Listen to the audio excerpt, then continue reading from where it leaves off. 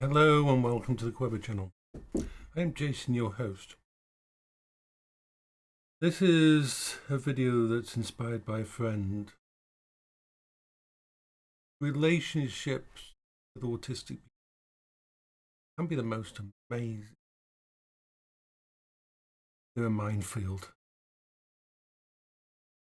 Especially if you're involved with someone who isn't. Because autistic people are very different when it comes to relationships. And I'm going from the perspective of people that I know and myself. I've said that I probably won't get involved with anybody again because simply I don't think anybody's out there that actually could handle me. Not that I don't want a girlfriend, not that I don't want someone to spend time with and do things like that. To me, that's the most wonderful thing. I love it. But chances of me finding someone who cope with who I am, that's going to be very hard. So, but this is advice for people to help them understand relationships with autistic people. Now, it's very hard to define it completely because everyone's different and all autistic people are different, but there are certain markers that we see. We're usually all in. If we find someone who we really like, who we really care about, we are all in. We are in for everything. We don't want any distance between us and them. We go from 0 to 100% instantly. And that will scare most people off. I always say to someone if I'm getting to know them that you're going to know everything about me within 5-10 minutes. I don't expect you to do the same in return. And if I say I love you, I love you. I could say I love you after 5 minutes, 10 minutes, an hour, a day, or whatever. I don't expect you to say it in return until you're ready. But for me, it's pretty much instant. I will know instantly. When I met Paola, even though everybody was telling us that this wasn't right, that we shouldn't be together, pretty much everybody in our friends group at the time, pretty much her parents, my parents, everybody was against it and thought it was a mistake. I knew within the first conversation that I was going to be with this person until I thought until I died. It was until she died. We had 20 years together, and it didn't matter what went on in that relationship. It didn't matter from an autistic person's point of view. Once you're invested in someone, we don't de-invest in them unless something really fucking stupid happens, like them cheating on us or lying to us, because I'll deal with that. That's one of the downsides. But you can face anything. I mean, looking after Paola when she got cancer and everything and dealing all the problems and knowing she was going to die, that didn't make me go away, didn't make me run away from the situation. It meant me actually, I was all in right from the start, and it didn't matter what was going to happen. I was going to be there for it no matter what. I would spend all my spare time learning about every part of her illness so I could help. As I saw it, my job was to make her smile every day. Give her a reason to smile. And so, on the plus side, an autistic, and this goes for most autistic, we don't have those mind games. We don't have those limitations. We don't understand that kind of crap anyway. It's one of the reasons we aren't very social and we don't connect with easily. We don't go out to normal do's and things like that because we don't understand the fake. We don't. It makes us uncomfortable. All this fucking trash and crap that goes on, and we don't. Our brains just don't compute it.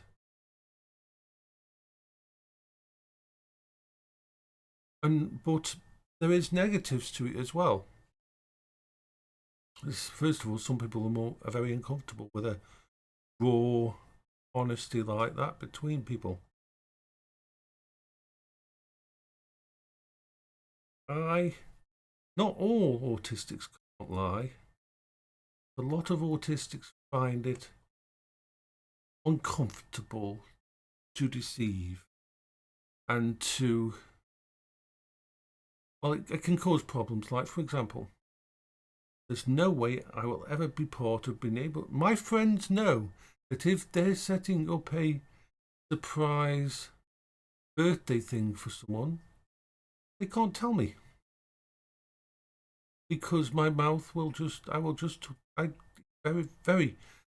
It takes a massive effort of will for me to come out, and that I have to compartmentalize knowledge in certain ways to keep things thingy, and it really takes massive effort and drain for me to not talk about stuff and not be open. So I can do it, but it has to be one hell of a fucking good reason. Really good reason. Because normally I will just say it as it is. And while people think, hey, I'd love to have a boyfriend who's honest. Oh boy. Don't handle it. Some want it. Some want it, but most neurotypical people have a big challenge with it. They want comfort. They want half-truths. They want white lies. They want a nice, comfortable life. They want all the wonderful without all the darkness. You know, I had a girlfriend and she had a bad night. I couldn't tell her everything's going to be okay unless the data backed it up. It was going to be okay. I couldn't say without it being true. And in some ways, that fucks me up more than it fucks up them. On the plus side, if I do tell them things are going to be okay, then things are actually going to be okay. So there's that dichotomy there, isn't there? That if I did say it to someone, that person doesn't have to wonder that, oh, he's just telling me what I want to hear. No, I'm telling you because I know it. But if you do something wrong, I'll point it out. I don't point it out. I don't point it out. I point it out because it's a wrongness. If you ask me if a piece of clothing looks good on you, truth. My wife really liked that. She knew that I would be the one person in her life that didn't coddle her because she had cancer. If she asked me a fucking question and she was on her deathbed, I'd still tell her the fucking truth. And she always said she valued that.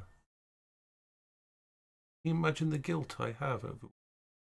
Even though rational, I know, okay. But knowing that when Paola was lying in bed and asked me how things were going, because I would basically tell her exactly how bad it was, what her chances were. You know, that's what she wanted. But imagine doing that to someone you love. Autistic people aren't thoughtless. We have a lot of passion and care and love.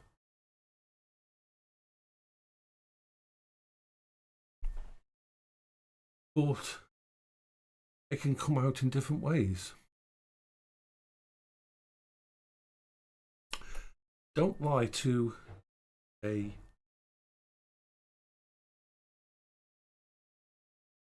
especially when it comes to relationships. Don't lie. And if you do lie, you'd better have one hell of a fucking good reason for it.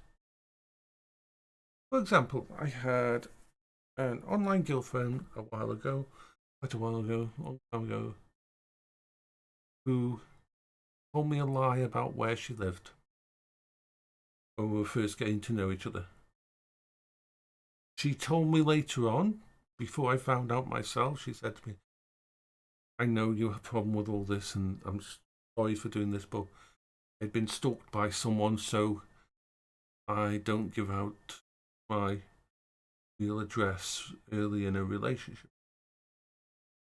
Completely understood that. I could work through the logic of it and understand what was behind it.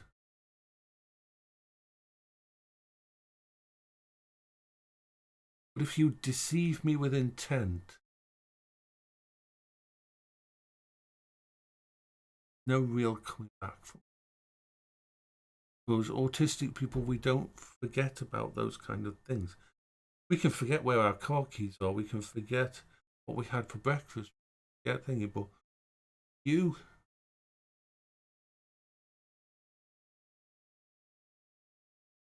destroy that kind of trust, then relationship over.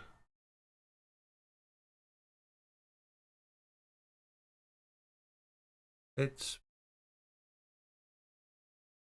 isn't that we don't want to forgive. It isn't that we don't want to still be with the person. It's just right at the front of our fucking brains for the rest of eternity will be this, why did they lie to me? What did I do wrong? What did they do wrong?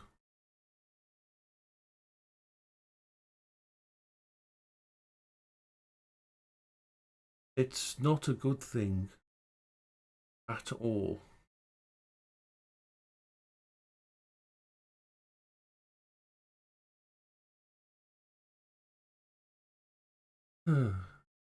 So,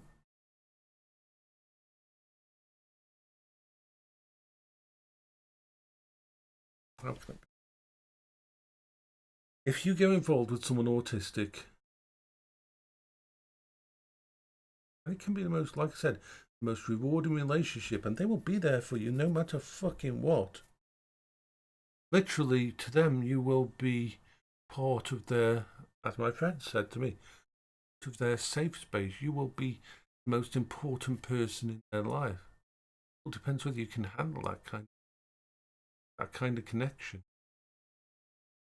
On the positive side, you'll never have to wonder whether or not they're cheating on you. You will have to basically fuck them over so badly for them to do stuff like that, and screw things over, or they're so messed up in themselves that you should have seen it anyway. But in most autistic relationships, the idea of not giving their all and being 100% committed to you is an alien concept for them. Fortunately, this comes from the downside, because also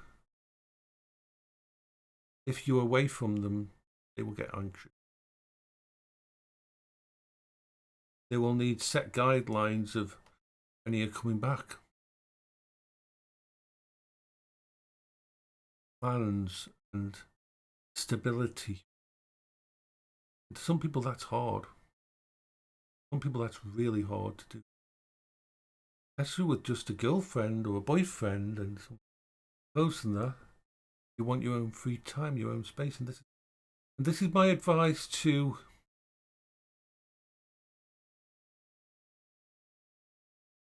autistic people in relationship with someone.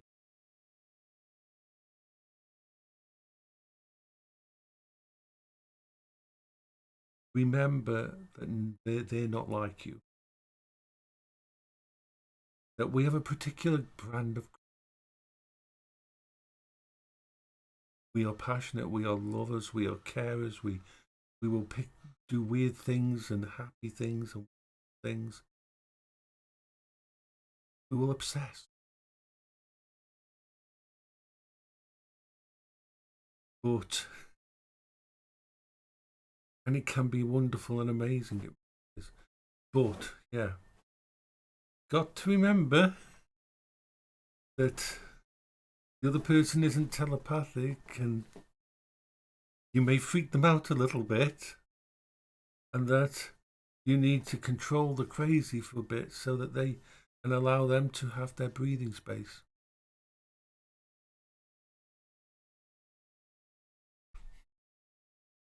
It took me so long, so fucking long with Paola to be able to exist in a different room that but I knew we for 15 years of our life we lived in a small place that had a living room, a bedroom, it was a little medical assist bungalow. There was nowhere to go. So alone time and having your own things to do, even though we spent a lot of time doing the thing, was needed.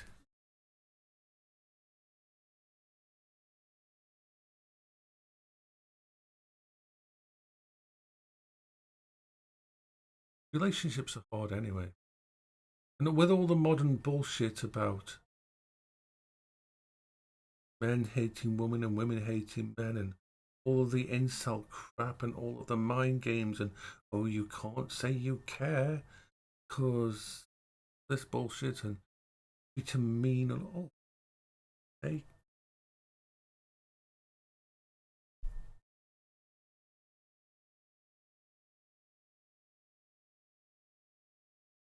A part of me would love to have another relationship. Knows that the chance of that would be a fucking miracle.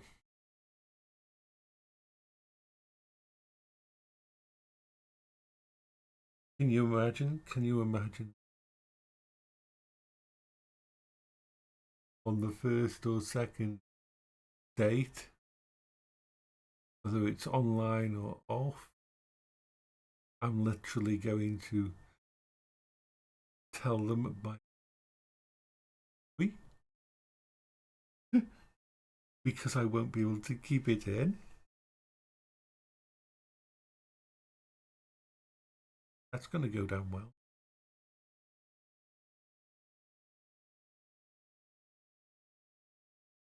Autistic people also do wonderful little things. Will categorize your likes. Will remember that. We won't be, like I said, won't remember birthdays sometimes. Won't remember dates for things unless we write them down. We have to have a system all in our head. Sometimes we'll forget about you completely. That won't be it'll just the way it is. If we're focused on a project or something that's took our interest completely, you'll have to come up to him and go, hello, remember I'm here, because we'll just completely get lost in something, but not in a neglectful way, not in a intentional way.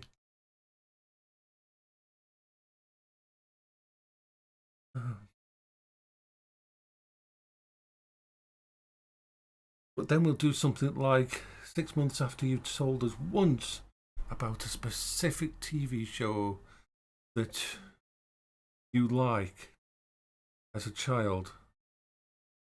We'll have spent 6 months in secret. Because you can keep a secret if it's a project. I learned. If it's a project, you're not lying about it because you're not mentioning it. It's just a project that you're doing. So this is how it goes. One year, Paola was couldn't think of what to have for her birthday.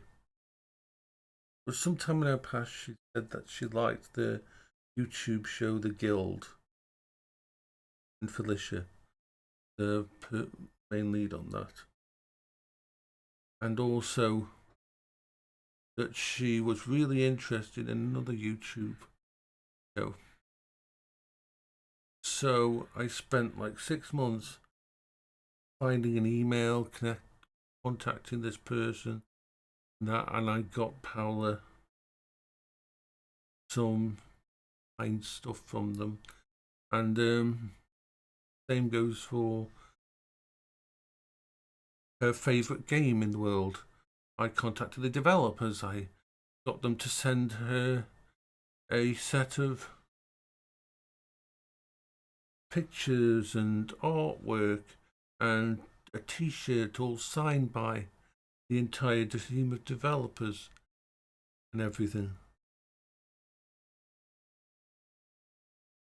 I love doing that kind of thing. That was awesome. And this wasn't a game that she played anymore. She'd only mentioned it to me just once.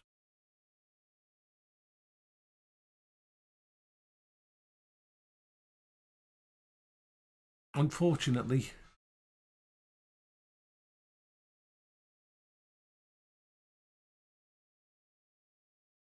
always sad when I think about all the stuff I did with Power. But I will say this: take care of yourself,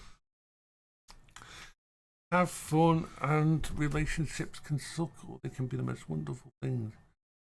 And just take care of yourself.